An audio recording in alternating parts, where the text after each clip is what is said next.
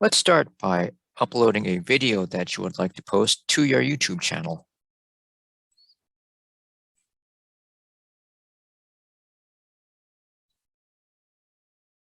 This is going to take a while.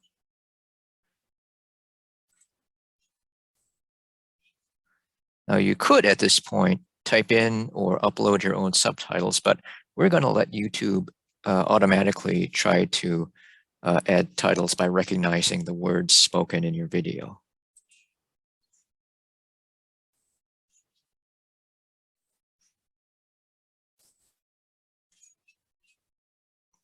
And that's going to take a while, so let's take a break here.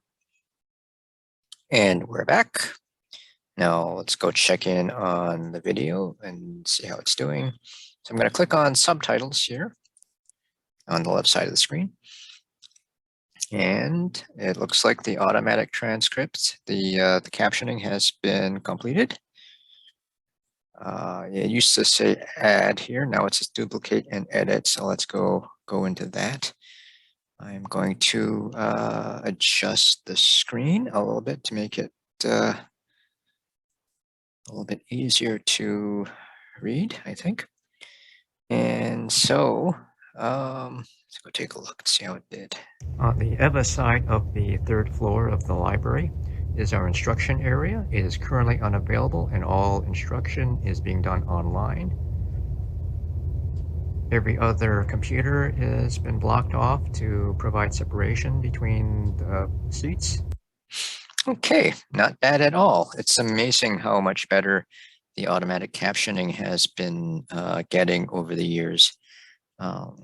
So I look through the text here. I'm just going to look for any obvious mistranscription. Here's one where I said on the EVA side, it took that as others. I'm going to fix that.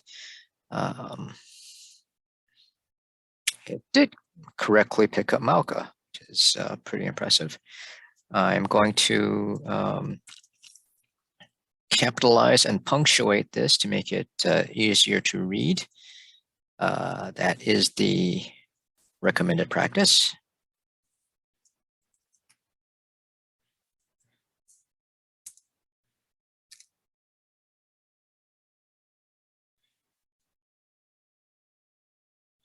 We can also edit the timing.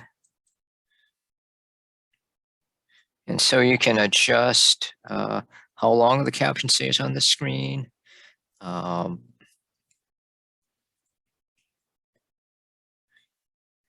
can also, let's see, adjust which block each word appears in. So in this case, I just want to complete that sentence. I'm going to move that last word.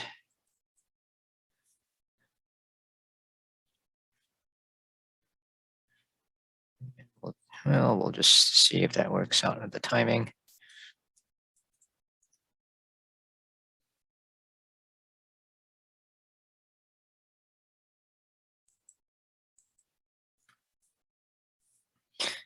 Now, if the block of text was too long, I could actually add another block and maybe move some words around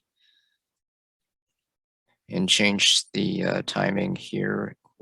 So these are the seconds during which the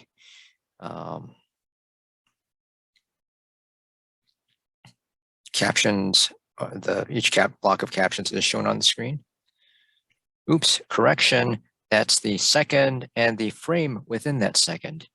The video was shot at 30 frames a second, so those numbers go from 00 up to 29.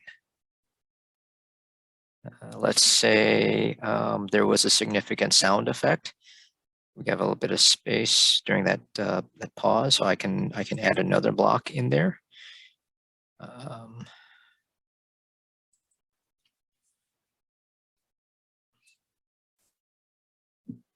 Now I found quite a bit of difference between recommendations for how to format captions. Everyone pretty much agrees that significant sound effects should be shown in square brackets.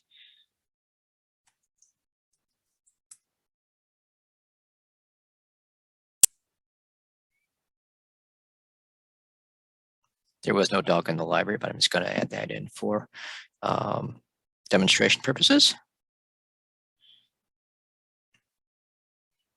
Now, I found quite a few different recommendations for how to indicate the speaker. Now, if there's only one speaker in your video, then that's not necessary to do. But if you have multiple speakers, you should indicate who is speaking. Everybody pretty much agrees that the speaker's name should be followed by colon. Sometimes you'll see recommendations for putting the name in parentheses. Other times, a couple of angle brackets like that. So now I'm pretty satisfied with how it looks. I'm going to go ahead and hit publish. So now we have two sets of captions. So what I'm going to do is I'm going to go to the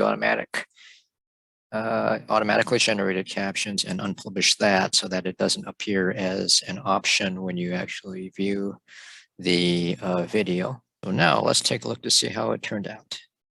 On the EVA side of the third floor of the library is our instruction area. It is currently unavailable and all instruction is being done online. Every other computer has been blocked off to provide separation between the seats. And as I swing around to the Mauka side, you can see that all of our study tables and seating is either single person only or 2 seats with a plexiglass barrier between them.